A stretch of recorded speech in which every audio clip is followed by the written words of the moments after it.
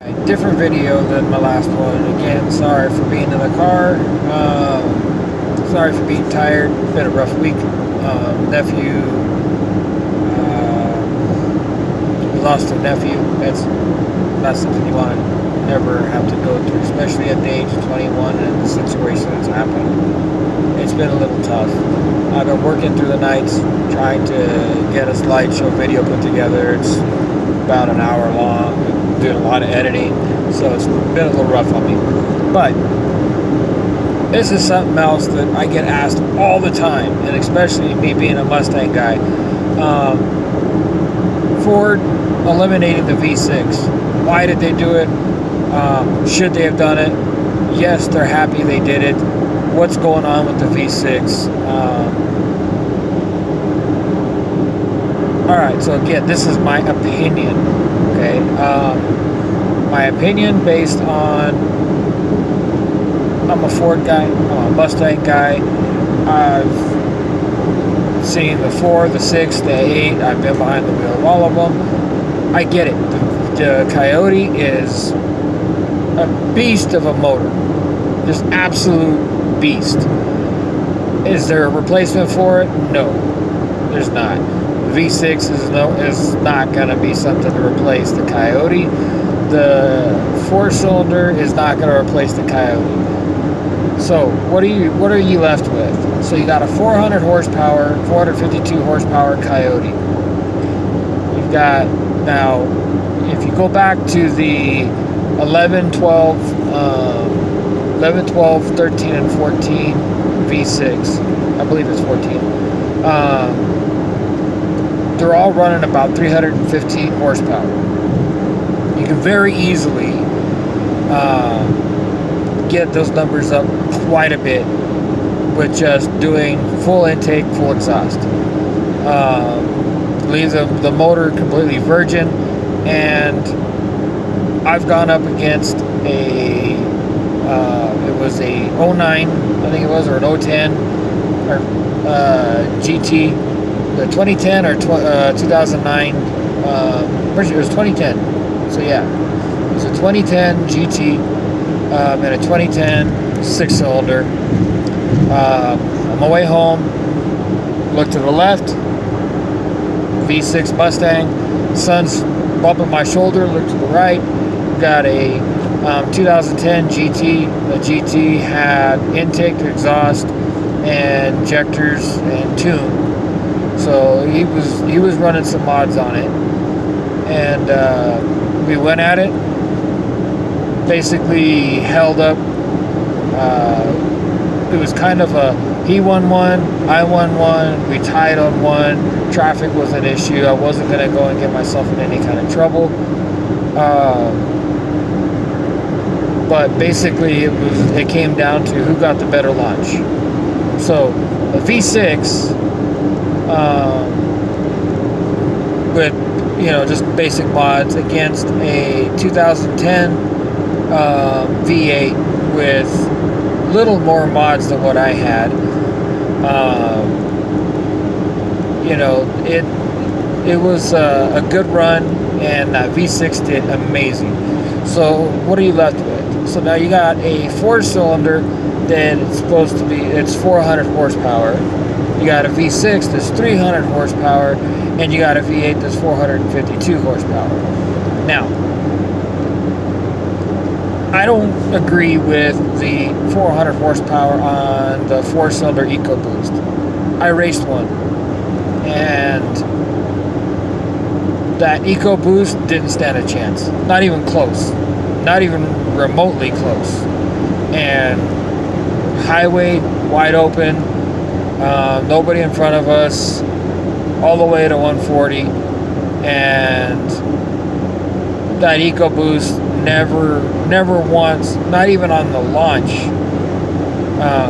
came anywhere close to the V6. Now, I also noticed that when you start looking at like the 17 V6, the intake's much smaller. It's also less horsepower.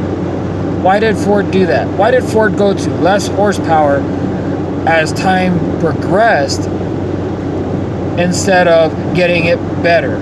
because Ford spent millions of dollars developing the EcoBoost.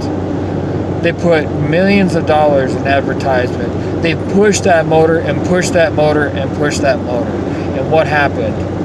Nobody wanted it because nobody wants a 4-cylinder. So, what was the end result? They tried to make the V6 as weak as possible, make it nice and quiet. I mean, holy cow, talk about being quiet. I mean, you rev it up, you don't hear anything, you air. 2011, 2012 V6, the standards came with 2.5-inch plumbing with an X pipe and basically Ford's version of a MagnaFlow muffler. And let me tell you, it sounded good just from the factory. It had some, like some aggressive note, a nice note for a V6. Made you think this is not a V6. You could throw some Flowmasters on the axle backs, and man, everybody's like, "Oh my God, you got a V8? That thing's awesome." Even though it's not. Now you look at the V6, and that thing is quiet, absolutely quiet. I mean, unbelievably quiet.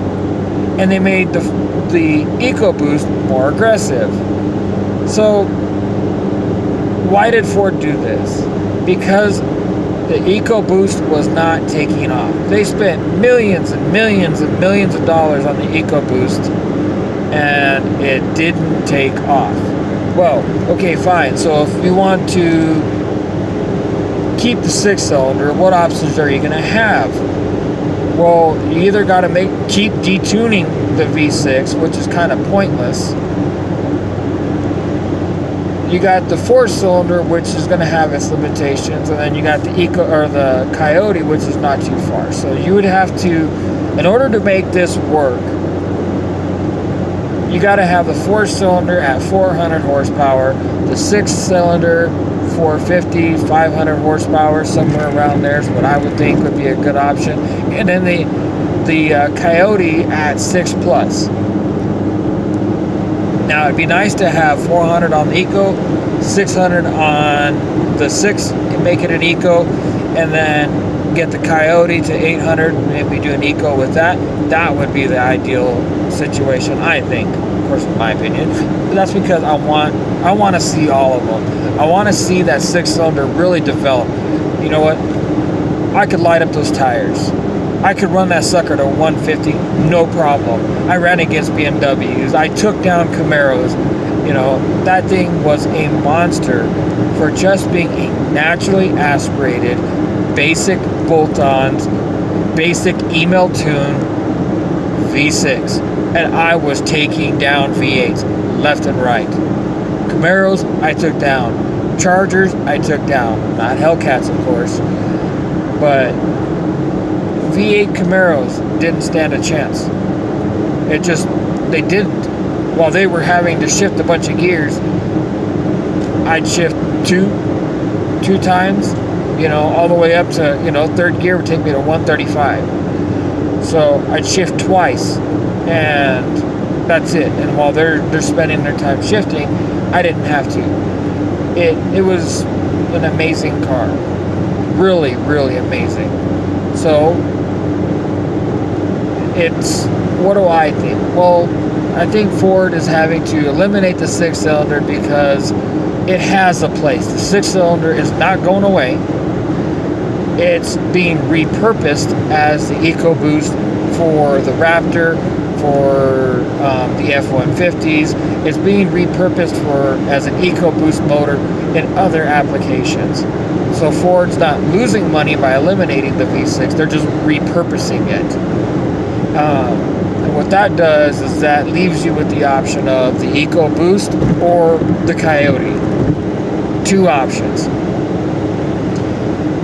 The EcoBoost, I am not going to talk down. No, I don't think it was as fast as the 6-cylinder. I don't think it was as aggressive as the 6-cylinder.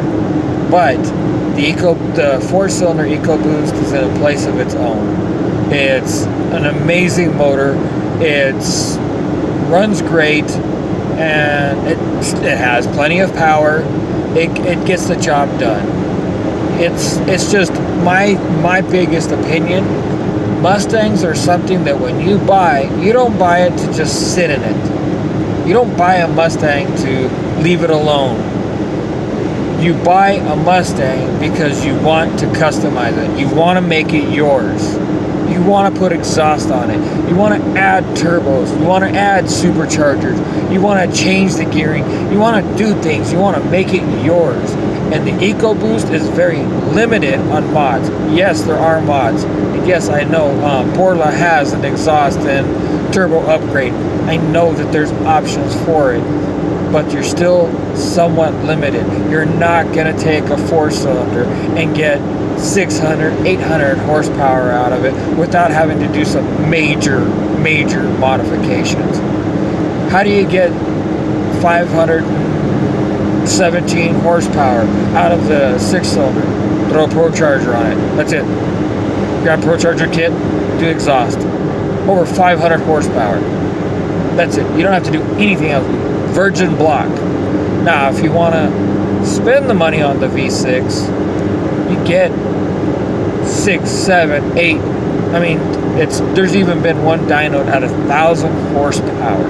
Had an overheating problem, but 1,000 horsepower out of a 6-cylinder. And you can do that if you want. The Coyote, what do you do with the Coyote? Well, you can change the cams if you want. You can supercharge it, turbocharge it, you can procharge it. You can do the exhaust, you can do the intake, you can go naturally after, you've got the 302 intake, you've got the Cobra Jet intake, you can you can go with the 350 intake. There's so many things you can do with the Coyote. You can make it yours. The EcoBoost is limited. Yes, you can do a few things. Yes, you can change the exhaust, but the exhaust is not gonna sound like a horsepower car. It's gonna have its limitations. It's a 4-cylinder. It has won awards for a reason. It is one of the best motors that Ford's ever produced for a reason. It's got power for a reason. This isn't new. SVO, Fox body, what was in it? Turbocharged sorry for the vibration. The SVO Fox body, turbocharged 4-cylinder. That thing back in the day was a monster. Yes, it was only about 270 horsepower. For its day, that was a lot of power. And I've seen dune buggies with those 2.3 4-cylinders pushing almost 1,000 horsepower, turbocharged. Oh my God, off a 4-cylinder. What else was there? There was the T-Bird Turbo Coupe, 4-cylinder. So this isn't something that's new to Ford. Ford has just taken what they had, made it a whole lot better, made it more efficient, over 100% efficient. That's amazing. And made some great motors. They really had. But should Ford have gotten rid of the V6? I don't think so. I don't. I think Ford should have left the V6 as an option. Maybe do a specialty vehicle.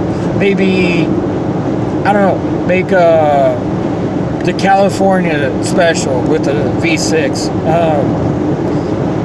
Maybe instead of the GT350, maybe make a GT300. GT300 with a 6-cylinder turbocharged, or the 6-cylinder ProCharged, or whatever. Give an option in a specialty vehicle for that 6-cylinder, so that we can customize it, we can build it, we can change the cams, we can change the pistons, we can put our own stuff on it, we can nitrous it if we want. I mean, there's several people running ProChargers and nitrous on their 6-cylinders, and they're taking down Vipers, they're taking down Camaros, they're knocking down cars left and right, Lambos, you name it, on a 6-cylinder. So the 6-cylinder should have stayed. I don't know why Ford, well, I know why Ford did away with it, because they spent millions of dollars on an EcoBoost motor that nobody wanted. And even when they kept tuning down the 6-cylinder and making the EcoBoost better, people still wanted that 6-cylinder because they just cannot wrap their brain around having a 4-cylinder as a muscle car. 4-cylinders are not muscle cars. 4-cylinders are rice burners. 4-cylinders belong in Hondas. 4-cylinders, they're the imports. That's not true at all. The 4-cylinders are a really good motor. They produce a lot of power for what they are. But I don't think Ford should have eliminated it completely. I think they should have repurposed it still in the Mustang as an option so that we could build it up. My opinion. But if you have any questions, whatever, concerns, if you like the video, hit like. If you don't like the video, go ahead and hit dislike. Before you hit dislike, maybe shoot me a message. Give me an opportunity to defend myself, and maybe we can turn that dislike into a like. This is just an opinion. This is just entertainment. I'm driving to Las Cruces, and I get asked this question all the time. Being a Mustang fan, being a part of the clubs, being the one that's been behind the wheel, I've been asked about the 6-cylinder, the Coyotes, what's going on. The Coyote is a beast. Plain and simple. The Coyote is a beast. 6-cylinder is actually pretty darn good for what it is. Absolutely phenomenal motor. The EcoBoost is a great motor. I think all 3 versions should have been available. I think they should do 400 horsepower on the 4-cylinder, 600 horsepower on the 6, and 800 on the V8. My opinion, I think that would sell. I think that is what America wants. You can have every option. You can choose how much horsepower you want, and there you go. I think that's what they should do. I think they should have options and keep it going. Anyhow, thanks for watching, and I hope you enjoyed. If you have any questions, like I said, feel free to drop them in the comments.